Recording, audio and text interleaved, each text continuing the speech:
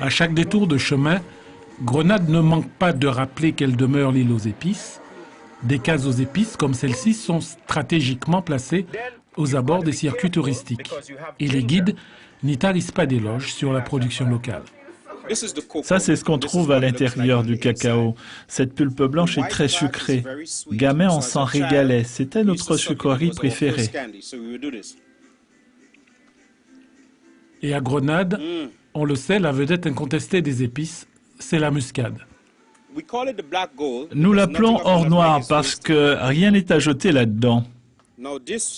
Voici la noix de muscade. La partie rouge, c'est le massis ou fleur de muscade.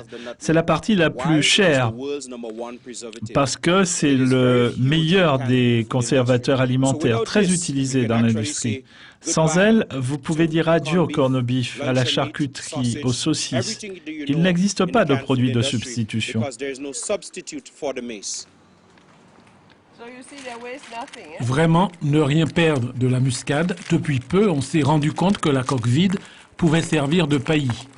Et le péricarpe, que l'on croyait inutilisable, est devenu, il y a quelques années, source de revenus importante pour cette famille.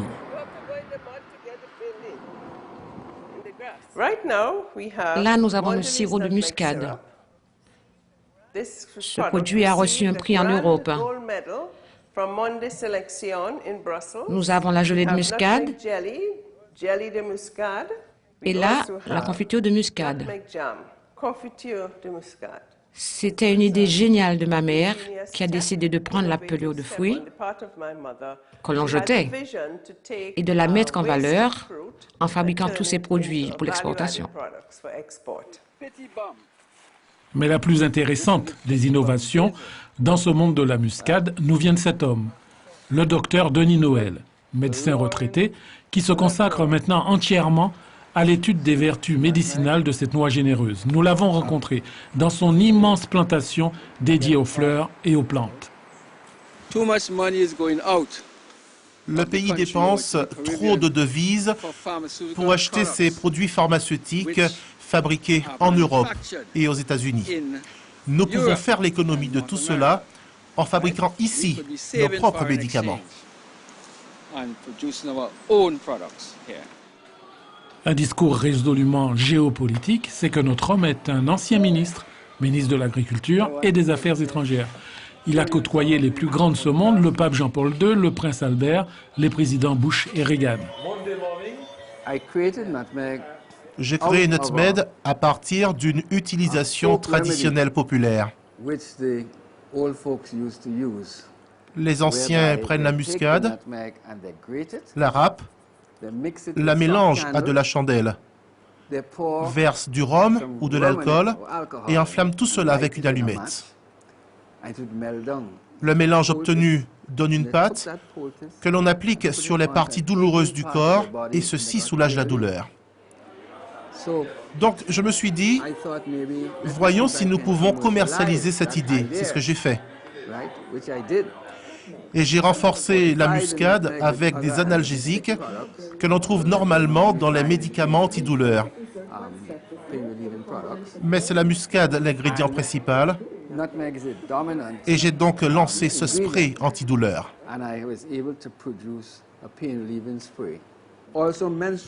Ça marche aussi pour les troubles menstruels. Beaucoup de femmes vaporisent le spray sur le bas du dos et bénéficient de son effet relaxant. La muscade empêche les contractions musculaires responsables de la douleur des règles. Ça, c'est une des autres vertus de la muscade.